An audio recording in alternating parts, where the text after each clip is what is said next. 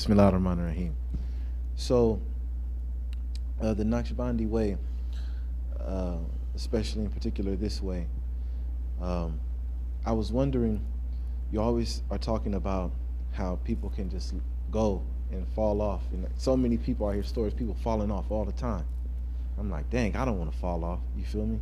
So I'm like, what, don't take this wrong, but what's the point of taking the way just to fall off at the end of the day? And the other part is like, there's this path of Naqshbandi Aliyah, like out of the 41 paths, you have this one path, and they can only take you so far. If you only made it to the same place where all the other ones went to, what was the point of getting with Naqshbandi Aliyah? You could have just been with anybody else. You could have just followed yourself. This is why I'm saying, like, nobody invited us with royal invitation. Nobody paid us. We came here willingly. And we're still, you may say, oh, I was young when I came, please. Or I didn't know what I was getting myself into, please. You know, everybody knows.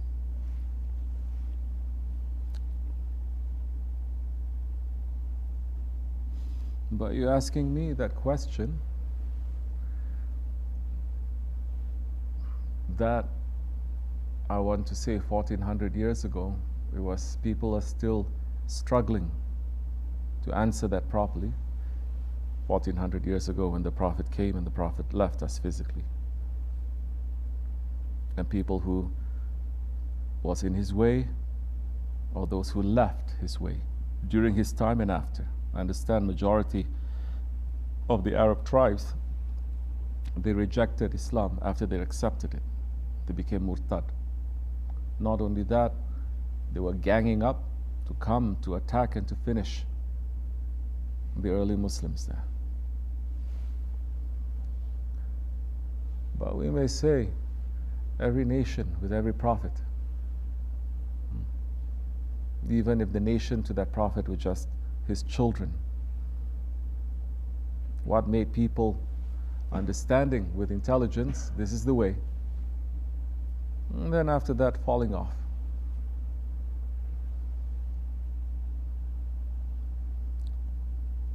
You must try to understand the huge, big enemy that is making you to do this. It's not just people doing it. Someone is making them to do it. Something is making them to do it. The spirit doesn't want to do it. The spirit, in submission, in the love of Allah and His Prophet, want to stay. You're asking about rebellion. What causes rebellion? Right?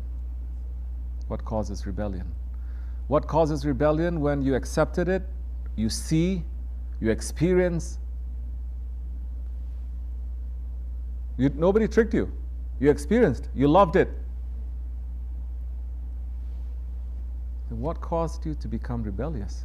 What caused you to become from a hidden enemy to an open enemy? What caused you to make your hidden enemy to become an open enemy? Why do you think our Shaykh always goes back to the story of Shaitan? And our ego is worse than Shaitan. Our ego, it is worse than Shaitan. What causes a man to rebel? What caused Shaitan to rebel? What caused Shaitan to rebel? What caused Shaitan to understand the greatness of Allah subhanahu wa ta'ala, to be in the service of Allah subhanahu wa ta'ala? So long, doing so much, worshipping so much, serving so much. What caused him to not only betray and to leave, but to rebel?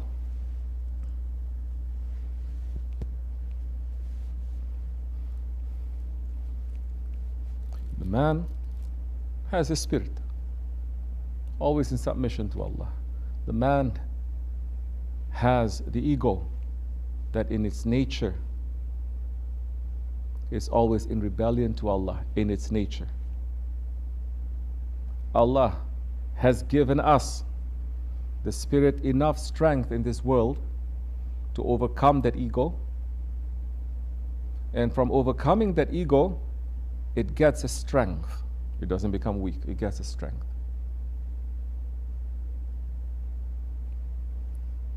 When you don't overcome your ego, the ego will overcome you. What does the ego want? What does the ego want? What does Shaitan want when he disobeyed Allah, when he became rebellious? He says, in reality, I want your most beloved one, Adam alayhi salam, Safiullah. I want him to bow down to me. I'm made of fire, he's made of earth. Yes? I refuse to bow down. Whatever excuse he gives himself. Excuses never ending. But the reason is, he's saying, I am better than this. I am better than this one. Why are you making him? Why are you making me to submit to him? As our Shaykh says, to bow down to Adam alayhi salam is not just physically to bow down, but it is to take him as someone who is going to be a master to you. Hazrat Insan. Who is in Adam alayhi salam? What is Adam alayhi salam? What is the good of the whole world if it's not because of the light of the Holy Prophet alayhi salam? That's why you see him in hadith saying, who is the one that you hate the most? He's saying you. Yes, Hasha. The most. It's not just Adam alayhi salam. Inside, there is the light of the Prophet alayhi salam, and that light is occupying that maqam, the most praised maqam that Allah has created. So Shaitan now, see, what makes a man to rebel?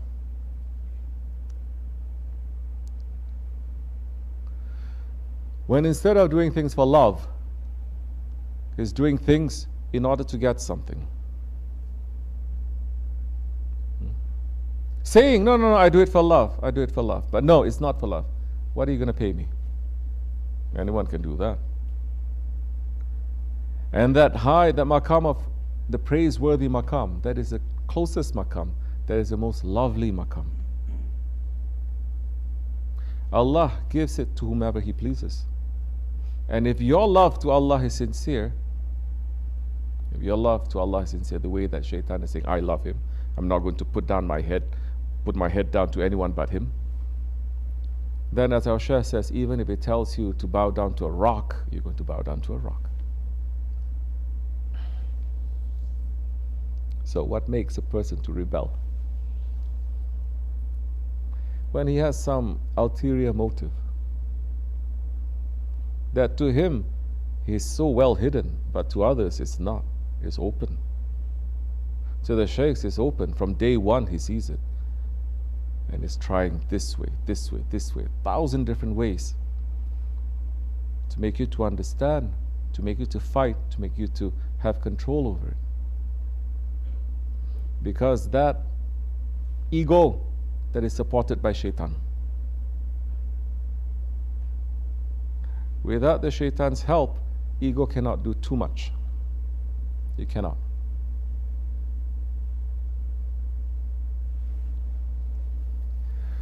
So now, Shaitan gives direction. Because Shaitan is very intelligent, from the left side, as Shafani would say. The ego has no real intelligence. It's just rebelling for the sake of rebellion. If you put it down, you say, okay, I can obey you. Ego has to obey to something, to someone. The ego doesn't like to obey to the spirit. It likes to obey to Shaitan, because Shaitan says, do whatever you want. I'm not going to control you. Do whatever you want. You want to declare that you are Allah? He says, you are? You are the best Allah. Hasha.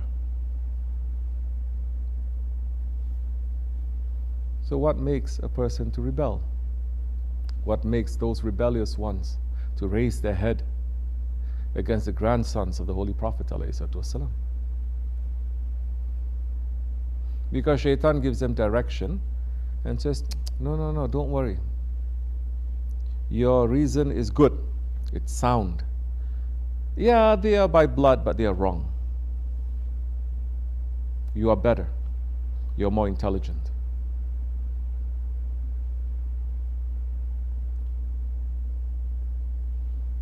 When you listen to those voices, more than you listen to the voice of your guide, where every day you're listening to those voices over and over again, and you don't listen to your guide, slowly light will be taken out from your face. You get darker and darker. Slowly everything that your spirit used to enjoy in, you will take it away. You have no taste in prayers. You have no taste for zikr. You have no taste for sohbat. You have no taste to be around. You only have taste when you're alone with your shaitans. Biggest taste. You have a feast at that time. And so,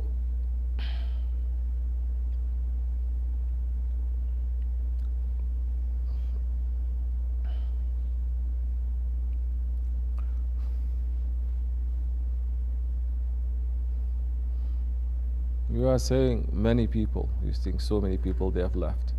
It's good. We want more people to leave if they're not happy in this way. I don't want people who are unhappy to be here. I've said this before. What kind of cult is this? You say, go.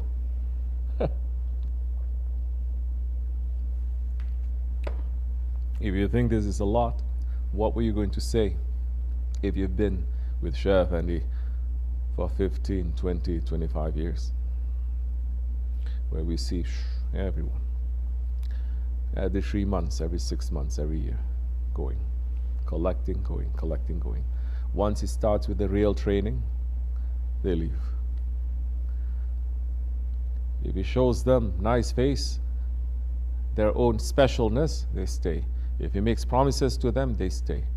But when he says, this is your dirtiness, they rebel. So,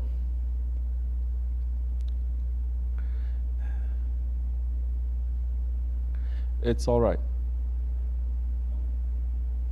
But we are not out of it. You or me, we're not out of it. Because they have ego, we have the ego too.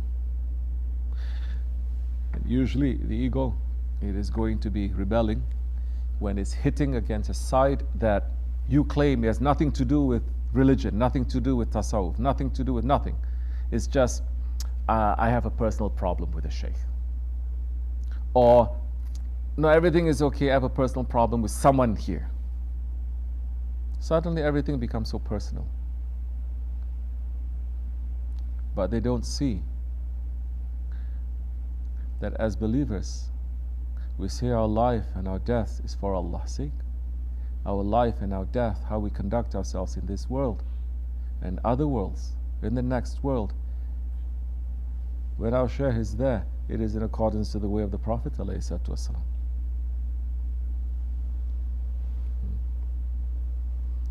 But when it doesn't fit to the ego, then they say it's nothing to do with nothing. So,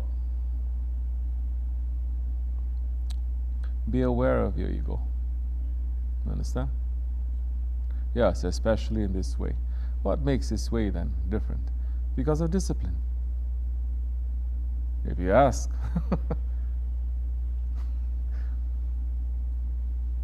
why people leave? Because they don't like the discipline.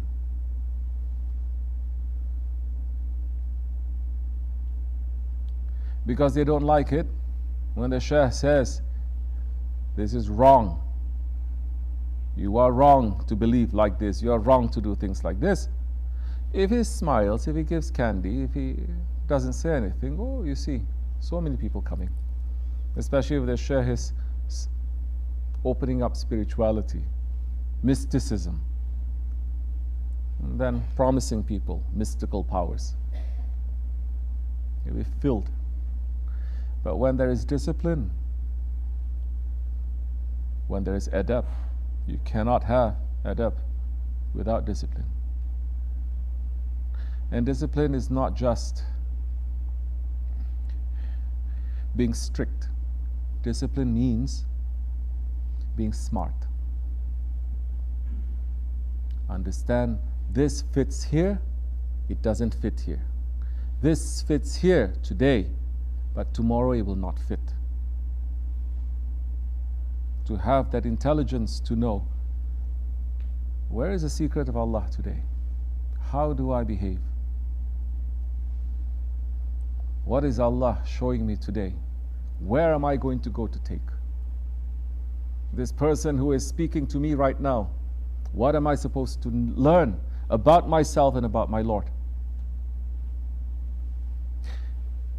You don't think about all this, you throw everything aside, you put on a jubbah and a turban, you go down, you say Allah, Allah, nothing will open up to you.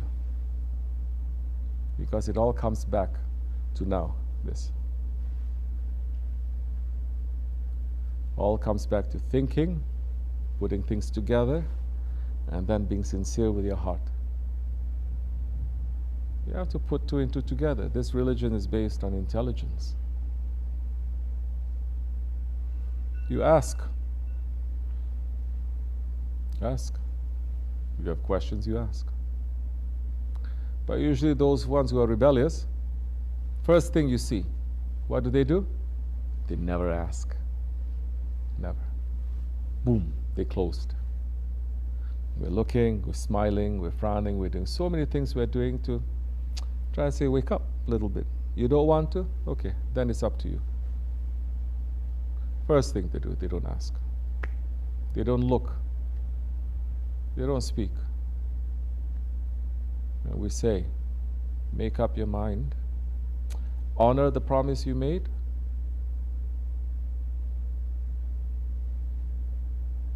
Or don't torture yourself. Quickly go. Inshallah, Allah make us to become more sincere. Amen. To be around sincere people. We have to study ourselves. Look, why are we doing this?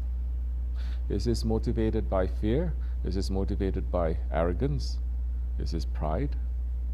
Who is it serving? Maybe some instances, some situations, you have to be strong. It's not for you, it's for something else, something bigger. In some instances, you have to be cool. This is what I'm talking about with discipline. You must be disciplined and not lazy to say, one thing fits all. No. With this person, although he is wrong with his questions, but he's actually asking something else. Your heart is speaking. Your heart knows. He's hurting. He's actually talking about something else. How do I reach? This is your responsibility. Your responsibility is not to teach someone. It's trying to reach out.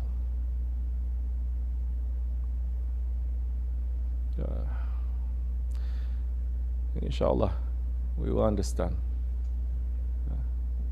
And we'll keep it strong, inshallah. Assalamu alaikum.